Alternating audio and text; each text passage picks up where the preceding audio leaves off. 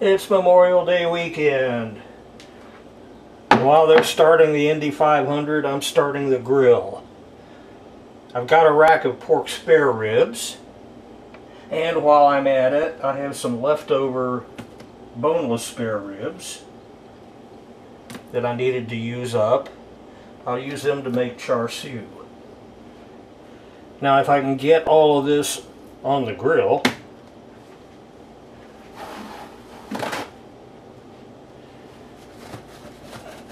I will be smoking it over apple wood. Slow and long, about 250 to 260 degrees. It'll probably take 4 hours or so. But first we need to do some trimming.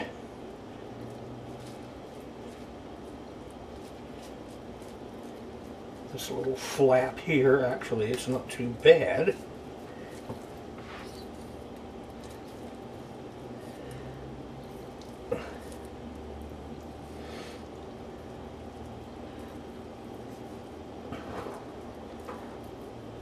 That's good enough. Now this part,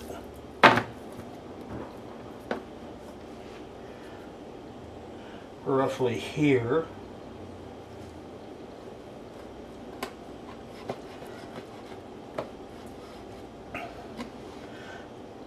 this is what's called the brisket bone,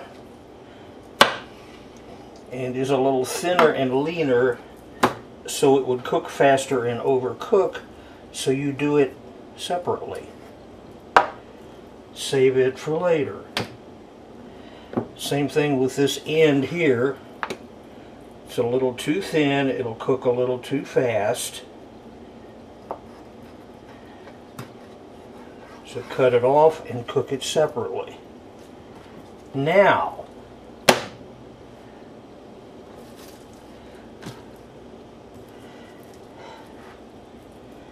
get in here and get this membrane off. Some people leave it, some people don't. It's personal. I don't like it because it's chewy.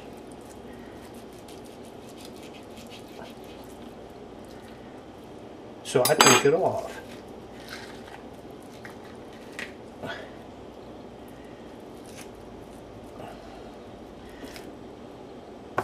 Just like this, and sometimes it will fight you every step of the way. There we go.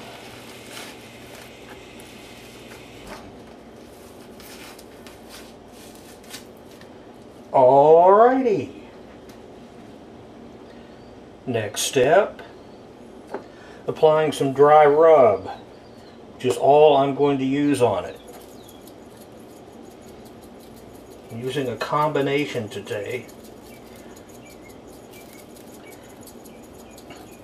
This is Larry Wolf's original Wolf Rub, which is one of my favorites.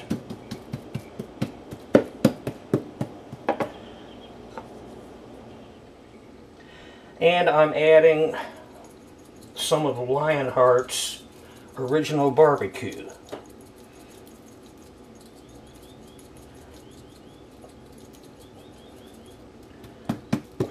The combination of the two is killer.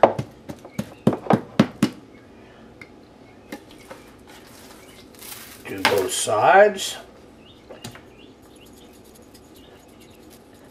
Be generous.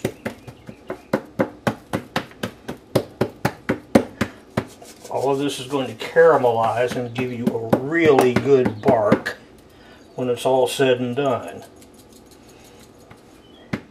Alrighty, now let this sit and soak in for a while and go start the grill. Now, after the traditional run up to 900 degrees,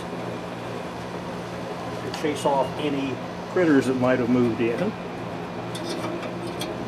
Ouch! Hot! Like duh. Adding the apple chips, which have soaked for about a half hour in hot water. Apple does wonderful things to pork. Now the ribs.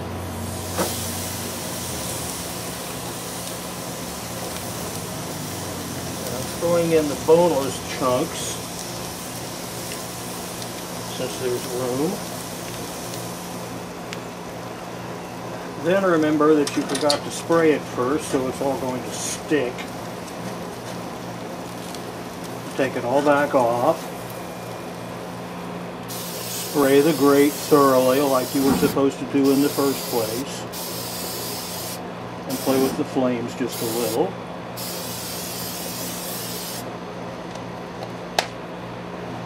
And now put it all back on again.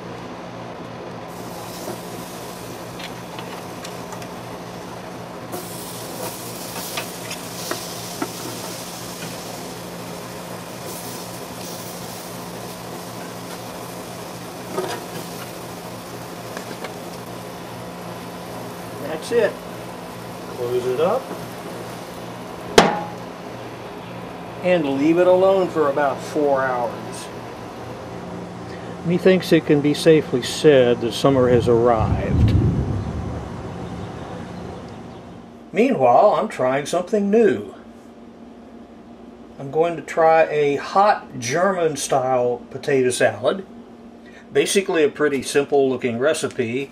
And one of the things that appeals to me is that it uses a lot of bacon.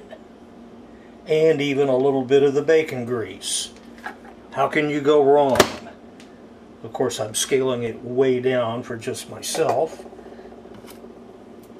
But it's going to be interesting. First thing to do is peel some potatoes.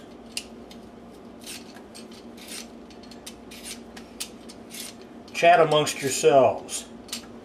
Now, I've looked at several different recipes, and naturally I'm taking the parts I like from all of them and combining them into my own.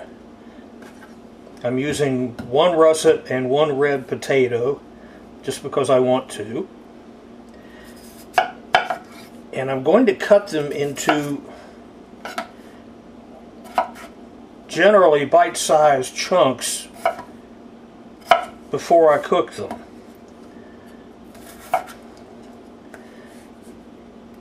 I've seen recipes where people cook them with the peel on, then after they're cooked, they go to great lengths to get the peel off of them while they're too soft and too hot to work with. I think that's silly. So I peeled them first. Some recipes use them with thick slices, some bite-sized chunks. Again, in some cases they do this after they've cooked them, and again, I think it's silly. Do it when they're raw so you can handle the silly things.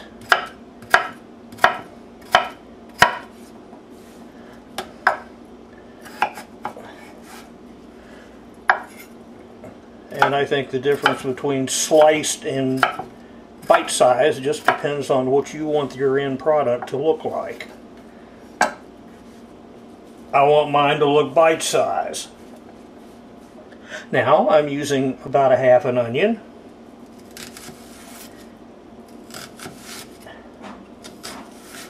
And I'm going to finely dice it. I have a complaining spoiled brat. You've had enough treats today to fill a dumpster.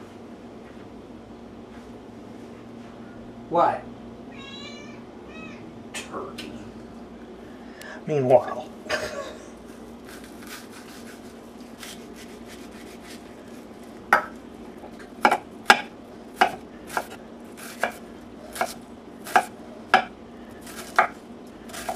this is going to go into a sauce. And it's generally considered that you want it a pretty fine dice.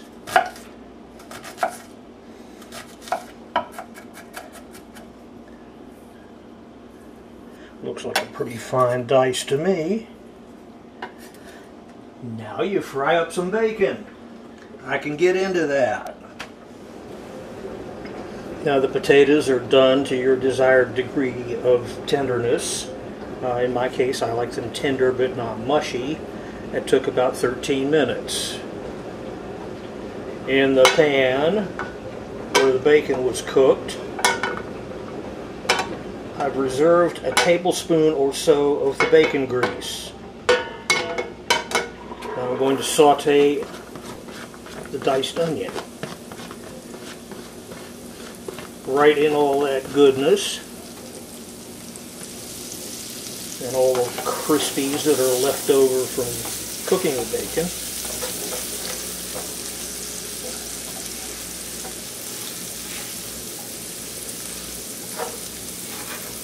Now we want to saute them gently until they're tender. You are so pitiful.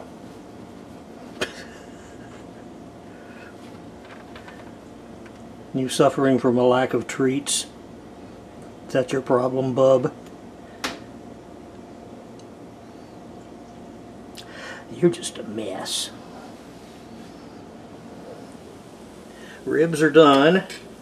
They're resting for about 20 minutes or so.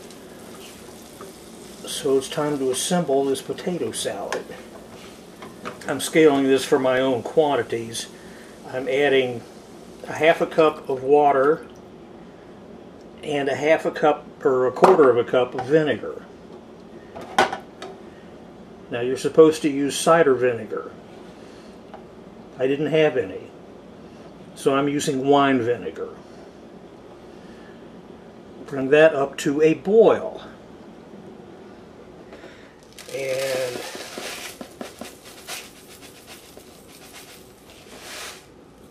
a heaping tablespoon of sugar. I'm using turbinado.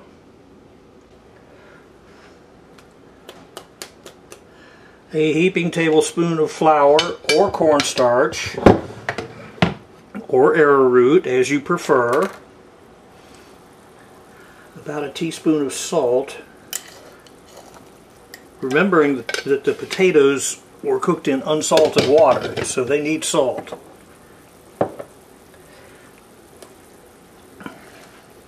Now we stir all of this together.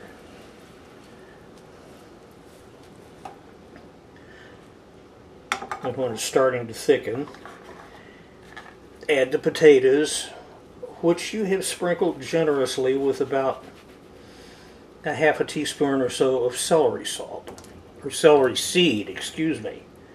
No more salt.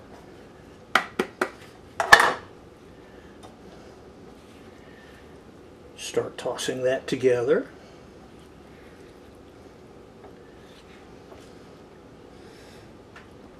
And, of course, add the bacon. I may have made too much. I don't care, I'm adding it anyway.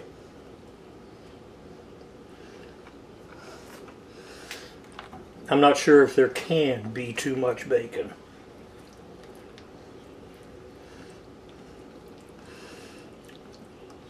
Blend this all together, letting the sauce thicken.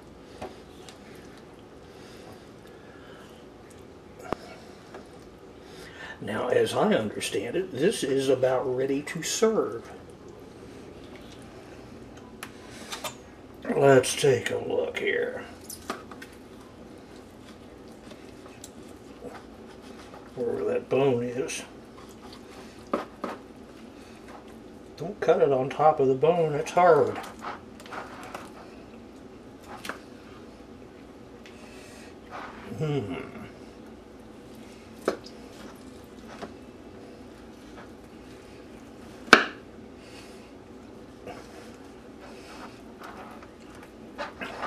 Alright.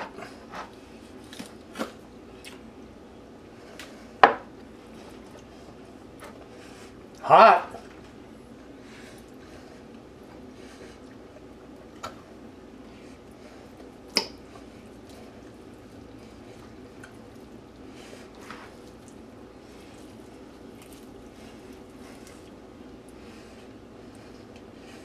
Juicy, tender, Nice bark.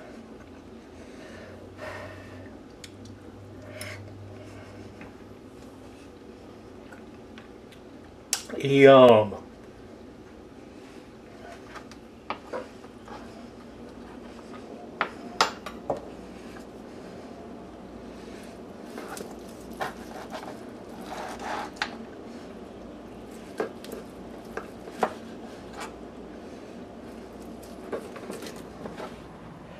And it's time.